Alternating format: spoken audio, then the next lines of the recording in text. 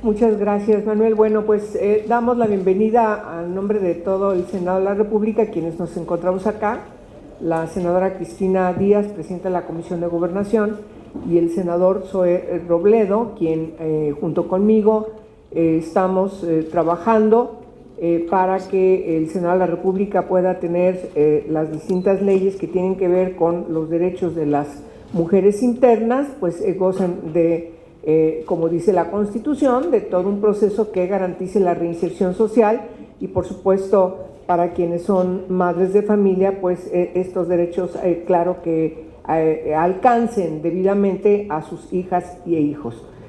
Porque los centros de reclusión para mujeres, y bueno, antes también tengo que decir que agradecemos mucho que esté acá con nosotros, la siguiente vez que sea ya, al presidente de la Comisión de Derechos de la Niñez de la Cámara de Diputados, una comisión ordinaria que tiene mucha actividad, que confiamos mucho en lo que están haciendo y por supuesto el trabajo en conferencia tiene que ser una característica de nosotros puestísimos para seguir trabajando con la Cámara de Diputados. Ojalá que la próxima reunión sea allí. Bienvenido al senador, señor diputado.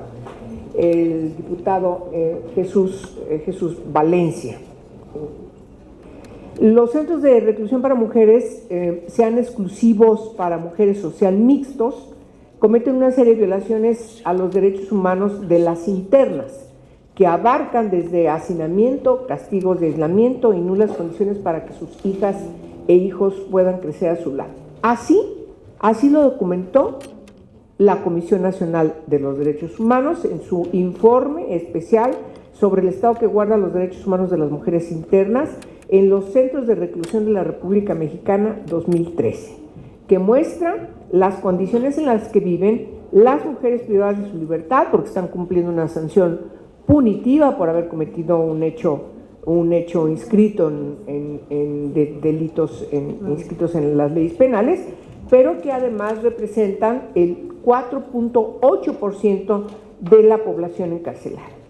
La Comisión Nacional de los Derechos Humanos destaca en su informe que debido a que las mujeres históricamente son minoría en los centros penitenciarios, afortunadamente, toda la infraestructura, organización y funcionamiento de estas cárceles o prisiones o centros de privación fue creada en torno a los hombres, situación que persiste pese a que desde 1997 al 2013 se incrementó la población femenil, por desgracia, en 175% más. Actualmente, de los 418 centros de reclusión del país, solo 10 son exclusivamente para mujeres. En estos sitios específicos se alojan alrededor de 4.189 internas y en los centros mixtos hay una población de 7.712 internas.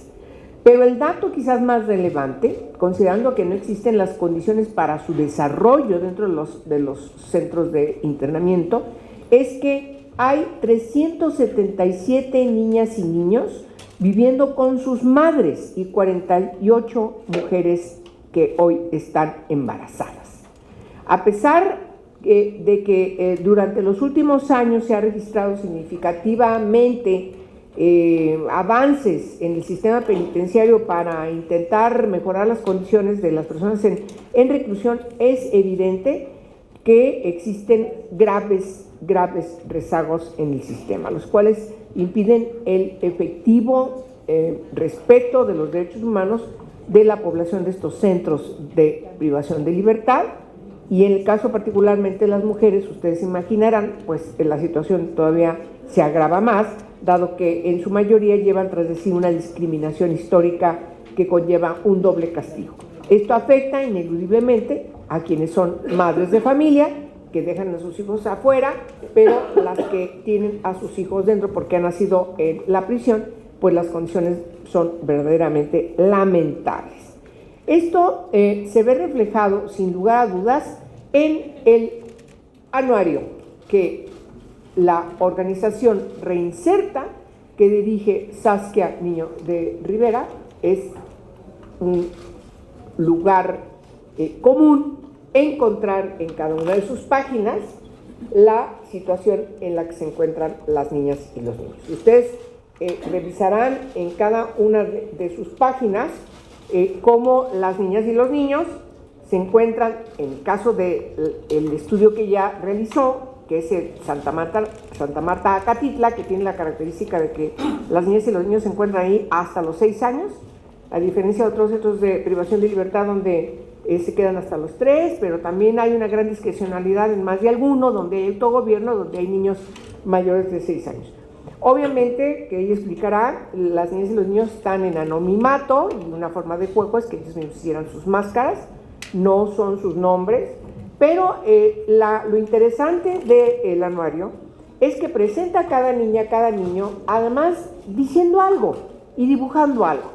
Si nosotros hacemos una revisión desde el punto de vista más riguroso de especialistas, psicólogos o pedagogos, nos vamos a encontrar que hay una afectación terrible a estas niñas y a estos niños precisamente por donde están. Y eso hasta ahora ha estado invisibilizado. Estos niños y estas niñas simplemente no existen. Simplemente nadie los ve, simplemente a nadie les importan, ni siquiera a su familia, ni siquiera a su familia. Eso es lo más grave.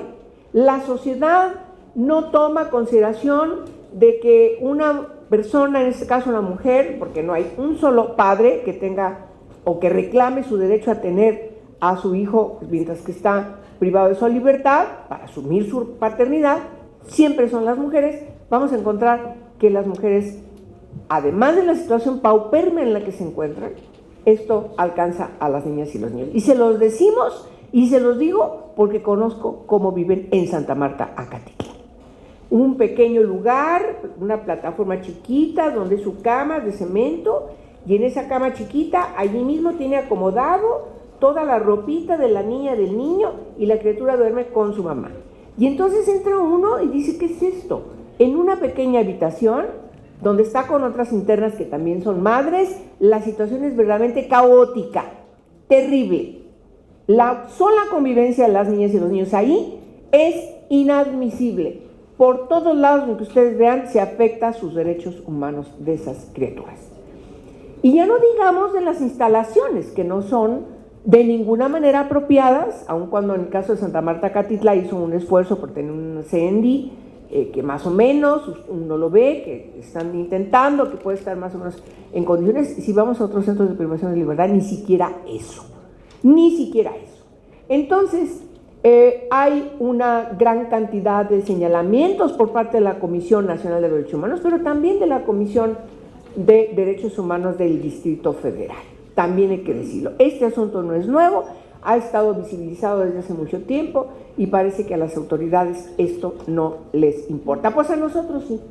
Por eso es que abrimos las puertas a Saskia, a su organización, a todos ustedes, para que visibilicemos a estas niñas y estos niños y exijamos que sus derechos humanos sean respetados sin ningún tipo de discriminación y, por supuesto, sin ninguna exclusión, en este caso, como lamentablemente sabemos que viven las niñas y los niños en los centros de privación de libertad. ¿Por qué abrimos las puertas? Pues por dos razones. Primero, porque hemos, desde el Senado como Cámara de Origen, a partir de una iniciativa preferente del presidente Peña, legislado una ley en la materia, la Ley General de los Derechos de Niñas, Niños y Adolescentes, que hoy está en vigor, que tiene un sistema, el diputado nos va a platicar lo que a él le correspondió, un sistema nacional que tiene especificados todos los derechos. Vamos a hacer una pequeña reforma para visibilizar a estas niñas y estos niños, como la organización de Saskia nos lo ha pedido y todos estamos comprometidos en ese sentido, pero también porque estamos discutiendo otra ley muy importante que tiene que ver con los reclusorios, con los centros de privación de libertad, que es la Ley de Ejecución Penal, y por supuesto que también ahí estamos dando la pelea para que se visibilicen estas niñas y estos niños, para que tengan todas las condiciones de dignidad que requieren para poder estar ahí, pero sobre todo acotemos con toda responsabilidad cuál es la edad en la que ellos tienen que estar ahí. Hay que entender que para ellos es otro mundo, pero no es el mundo. Ese es lo más grave, porque llegará un momento en que tienen que salir al mundo. Y esa pequeña circunferencia, burbujita en la que se encontraba de manera paupérrima, de repente va a entrar a otra cosa mariposa, y eso va a ser terrible. Es terrible y es muy lamentable que no nos ocupemos desde ahora de garantizar de manera responsable que la situación de esas niñas y esos niños sea en otras condiciones. De tal manera que por eso hoy presentamos con platillos y bombos, con mucho gusto, la exposición de Saskia y sobre todo la presentación de este anuario para que ustedes vean, lo lean, vean cada uno de sus dibujos, analícenlos, lean cada pensamiento de cada niña y niño para que se den cuenta y puedan entender, obviamente en el anonimato, pero puedan entender qué está pasando por la cabecita de esa niña y de ese niño. Y nosotros tenemos, como adultos y como adultas y como personas que estamos en posiciones de poder, tenemos que obligarnos a hacer nuestro deber, nuestra responsabilidad para cambiar ese estado de cosas que hoy, por desgracia, padecen estas niñas y estos niños. Muchas gracias, Saskia, por tu trabajo. Muchas gracias por motivarnos, por exigirnos que cumplamos, y de veras que estamos y vamos a seguir atendiendo hasta el final todo lo que tú nos estás pidiendo. Muchas gracias a ustedes por su atención. Gracias a